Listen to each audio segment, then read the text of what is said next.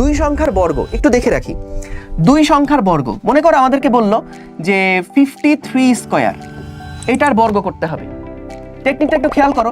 এর যে ডিজিটটা আছে 3 তিরিককে 9 লিখবা। 9 কে এভাবে লিখবা 09। আচ্ছা এইবার আসো ভাইয়া একটু বর্গ করাও আমরা একটু শিখে রাখি তো।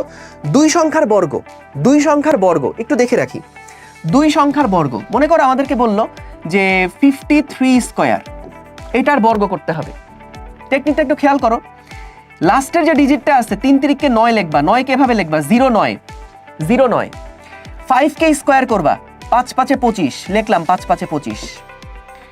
এইবার এই যে তিনটা সংখ্যা আছে, তিনটা সংখ্যাকে একত্রে গুণ করে দিবা। 3 গুণ 5 গুণ 2, 3 5 15, 15 2 30। এই 30টা লিখবা এই দুইটার মাঝখানে। তাহলে দেখো তো কি আসে, 9 0 5 6 7 8 আর 2 2809। 53 স্কয়ার করলে 2809 আসে। আমি একটু ক্যালকুলেট করে দেখি ঠিক আছে কিনা।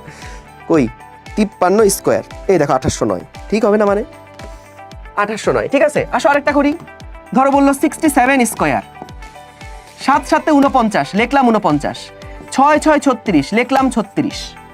তারপরে কি করতে বলছি, তিনটা সংখ্যাকে একত্রে গুণ দাও। 6 7 42, 42 দুগুণে 84। এই যে 84 কে মাঝখানে লেখো, 84 কে মাঝখানে লেখো। 9 4 আর 4 যোগ করে 8, 8 দুগুণে 16, 14 4 হাতে 1 4, 4 4 8 9। 67 স্কয়ার 4 4 8 9, 67 স্কয়ার 4 4 8 9, ঠিক আছে 4 4 8 9। বুঝছো? ঠিক আছে। সো আমাদের এই জিনিসগুলা একটু মাথায় রেখো, একটু প্র্যাকটিস করতে হবে, একটু প্র্যাকটিস করতে হবে। তাহলে তোমরা একটু করো তো দেখি। 76 স্কয়ার করো তো দেখি, এটা 76 স্কয়ার করো তো কুইক।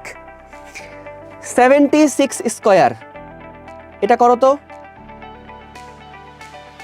এই ক্যালকুলেটরে কইরো না কিন্তু এখন, আবার ক্যালকুলেটরে কইরো না। 6 6 36, 7 7 49, তারপর কি তিনটাকে গুণ দিয়ে দিবা। 6 7 42, 42 দুগুণে 84 84। তাহলে 6 4 5 6 7, 9 দুগুণ 18, 1 কম 7 5 5 7 7 6 5 7 7। ভেরি গুড, এই তো বুঝছো।